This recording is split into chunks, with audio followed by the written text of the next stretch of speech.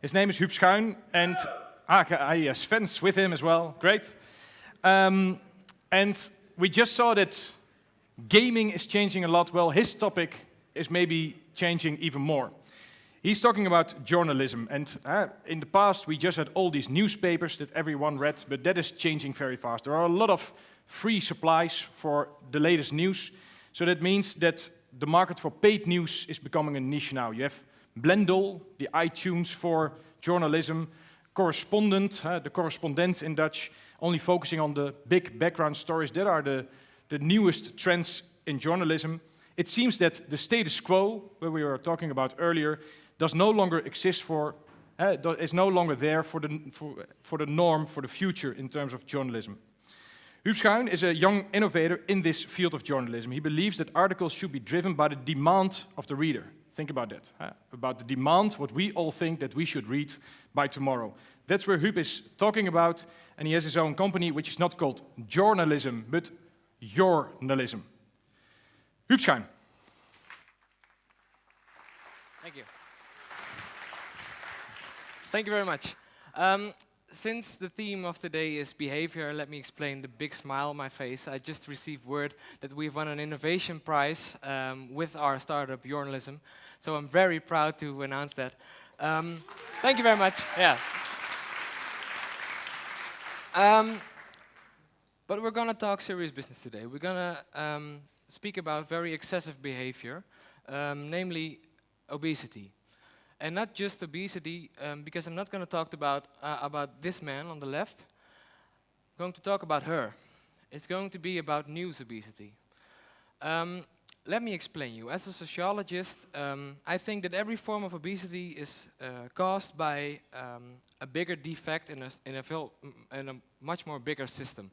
So when we look at the food market, for example, we see that the unhealthiest food has the biggest market share for the lowest price. Let me draw this analogy of the food market towards the news market. And I'm going to show you that these dynamics are also applicable in the news market. Let me give an example. We are news bingers nowadays. We consume the news in an all-you-can-eat system where news is limited to a minimum of words, short sound bites, and there's a lot of repetition. In fact, it's like consuming at McDonald's. You can stuff yourself full with it. And it's comforting, but after a while, you have the question, what have I just eaten yet? Was it good for me? And you remain with questions, unanswered, and an empty stomach. So what we need is more nutritious news. That should be good for us. And I hear you all thinking, but what about quality newspapers then? Well, they have a very hard time, because they have to compete with the free online news market, and they have to compete with each other as well. In fact, the quality newspapers are like supermarkets. They have a lot of actions, prize fighting, special campaigns, all in an anxious way to keep their customers in their own joint. So it's a race to the bottom. Newspapers are filled with tomorrow's content, and everything is saleable and for the lowest price. So what happens to the investigative journalism, to the background stories, to the quality articles? There's no time left. There's no money left. So we are in a serious problem, in a lack of investigative journalism. And I'm very sorry for this. That wasn't what should happen. But let me ask this question. How can we sustain the watchdog function of society? This is the question I want to talk about.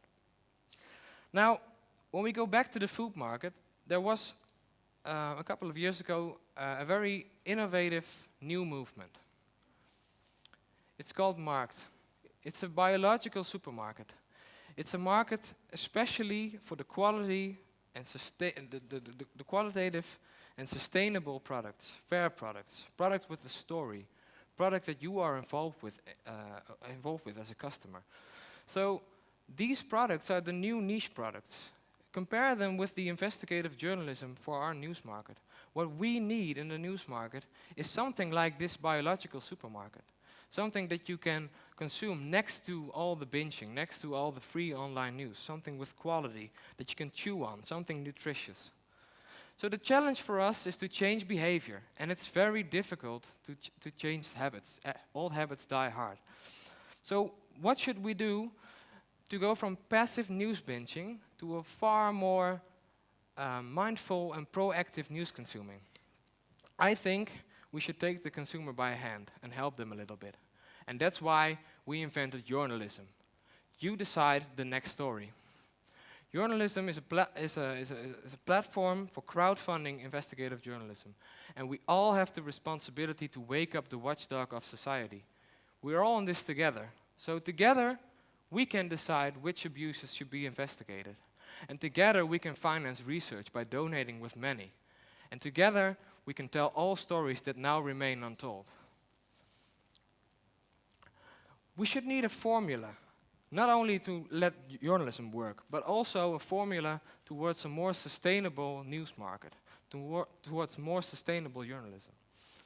So what should we do? There are 3 simple rules, and if we all stick to the plan and we all follow these rules, everything will be all right. The first rule is share your knowledge. A lot of journalists nowadays think that they know what the news should be, but in fact, they should listen to consumers. What if something happens in your own region and you as a consumer can think about it and alarm it, and we are able to bring this consumer closer to journalists? That's what we should do. We should share the knowledge collectively. The second rule is to share the costs. Like I said, the more sustainable and fair products are simply more expensive. However, if we share the costs by crowdfunding solutions, we can make everything affordable, and we can make every investigation affordable. So let's share the cost altogether. Which brings us to the third and most important rule. Let's share the message. Let's bring the message across that investigative journalism is very helpful and useful for this society nowadays. Let's share the message. If you have something, an abuse in your neighborhood, and you really think that it should be told, in this very interconnected world we live in, why not inform your peers? Why not alarm them? Let's do this together. Let's share the cost, let's share the knowledge, and let's find out what's going on. We all in this together. So that's journalism. And let me conclude with this remark. I know we have a very long road ahead in changing the news market. And I think that if we all sharpen our teeth collectively, and we are this vigilant watchdog all together, then we can make a change.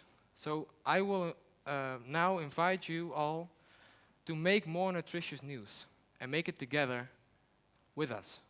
Thank you for your attention.